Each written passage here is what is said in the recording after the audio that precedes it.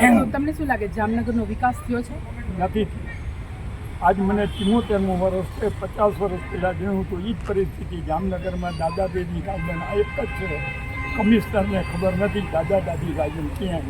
Post ઓફિસમાં આ લોકોને અમે કીધું શું તો કર્યું, પણ એ કૂતરા એવા છે કે કેવા આવડા લોચા કાઢી નાખે છે. કૂતરાઓનું ખાસ કરો.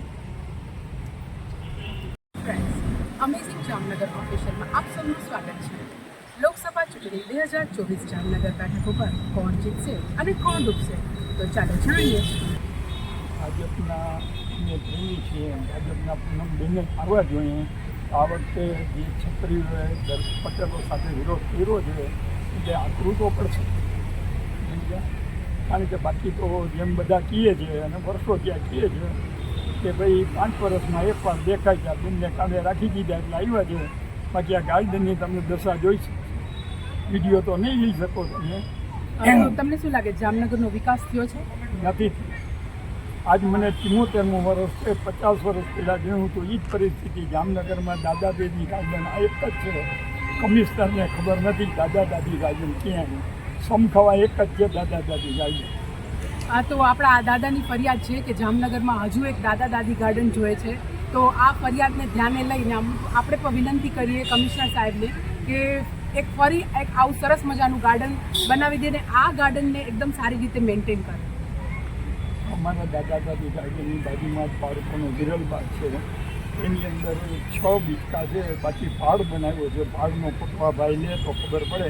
પાડ ઉપર પથ્થર ખોટા એવા ગોઠવ્યા છે કે જો બાળકો પડી જાય તેની જવાબદારી કોની રહે તો વિચાર કરો. નાના ભૂલખા જેવા બાળકો જો અત્યારે ભાઈ પાસે હું જરા વિડીયો લેવડાવું છું.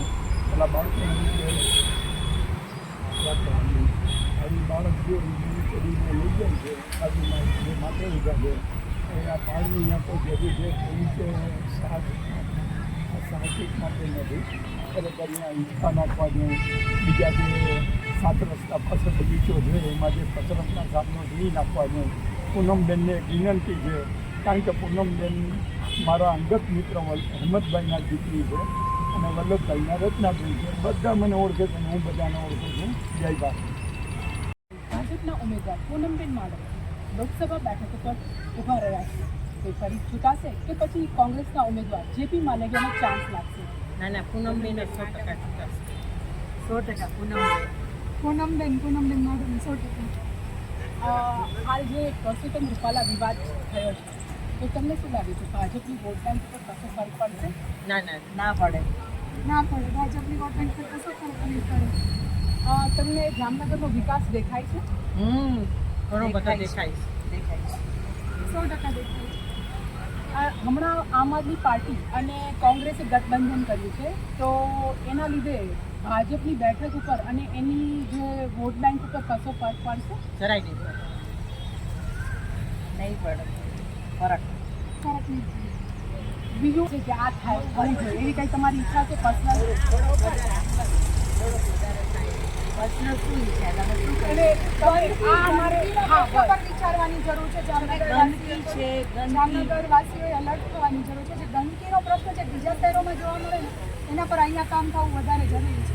એના પાછળ વસ્તુ છે એ પીધા પછી ખાતી નથી. જે કેમ કે આ ગંદકી કે છે ને એમ ગંદકી અત્યારે લોકો છે કે લેડીઝ રાત્રે ક્યાંયથી આવે છે તો ક્યાંય બી રિક્ષા કે કાંઈ નથી મળતું. કૂતરાઓનું શું કરવું? ગમે ઠેકાણે કૂતરા જાય છે.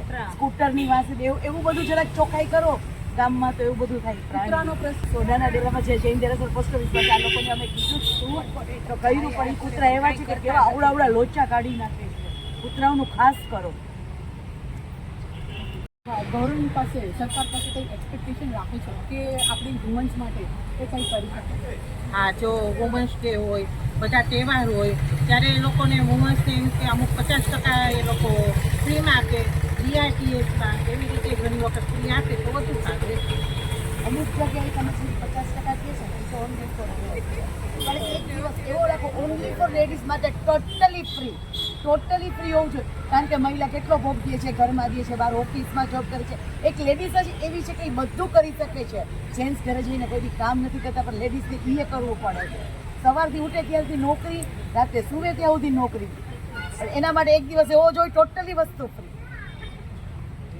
લાગે છે પૂનમબેન જ આવે છે કોઈ છે જ નહીં એમ. 100%.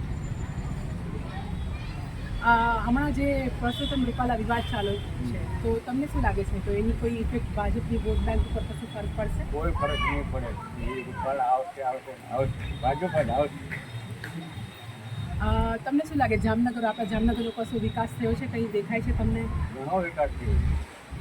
એટલો વિકાસ રિલાયન્સ આવ્યા પછી થયો એનાથી વધારે પણ પૂનમબેન આવ્યા ને ત્યાંથી એનાથી વધારે વિકાસ થયો.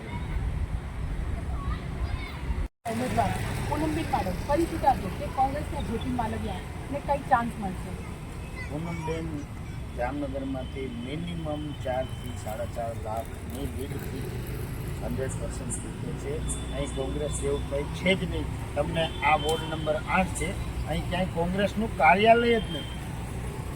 કોંગ્રેસનું કોઈ કાર્યાલય ક્યાંય તમને કોંગ્રેસનું બેનર, કોંગ્રેસ કાર્યકર્તા આ એરિયાની અંદર તમને નહીં. જે હમણાં પરસોત્તમ રૂપાલા વિવાદ ચાલી રહ્યો છે તો એનાથી પૂનમબેન માડમના વોટ બેંક ઉપર, ભાજપના વોટ બેંક ઉપર કશો ફરક પડશે? જો એવું છે એ રાજકોટ પૂરતું છે. આ ક્ષત્રિયોમાં કદાચ એમની જ્ઞાતિનો પ્રશ્ન છે એટલે થોડો ઘણો રોષ હશે અને આવું થોડું ઘણું તો ઇફેક્ટ આવવાની તો ખરી જ. પણ એનાથી ઓવરઓલ વોટિંગ ઉપર કંઈ બહુ ફરક પડવાનો નથી. ક્ષત્રિય સમાજ એનું કામ તો કરવાના છે તો એ એમનું કામ કરશે, પ્રજા એમનું કામ કરશે. પણ પૂનમબેન જીતે છે ડેફિનેટલી 100% ફાઇનલ. તમને શું લાગે છે જામનગરનો વિકાસ થયો છે? 100% વિકાસ. આ વિકાસનો એક નમૂનો જ છે. અહીંયા શું રોડ હતા, રસ્તા હતા, કંઈ નહોતું. અને આ ગાર્ડન છે.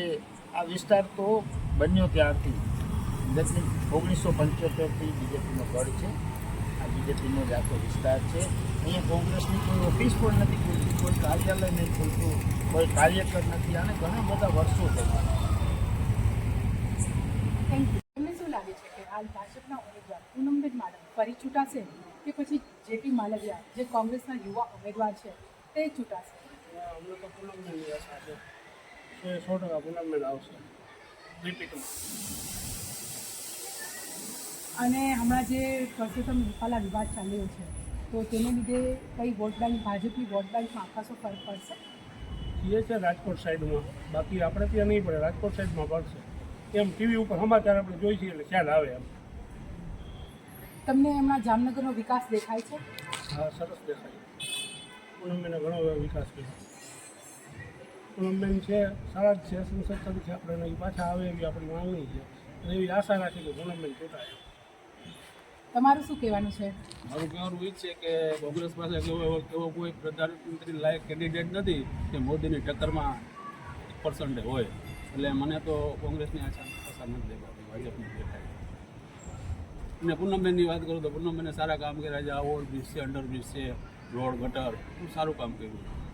અને હમણાં આમ આદમી પાર્ટી અને કોંગ્રેસે ગઠબંધન કર્યું છે હા. તો તેની કોઈ ઇફેક્ટ તમને દેખાશે વોટ એક બેંક તો ઉપર? બહુ એની ખરાબ પડશે કારણ કે કેજરીવાલ ટાણે જેલમાં છે અને એની સાથે ગઠબંધન કર્યું. આજે એ જ કેજરીવાલ કોંગ્રેસને બધીને ગારું કાઢતો હતો અને આજે એના ખોરે જેને બેસી ગયો છે એટલે લીધો ઇફેક્ટ સમજવાની તમારે શું પડશે. બરાબર.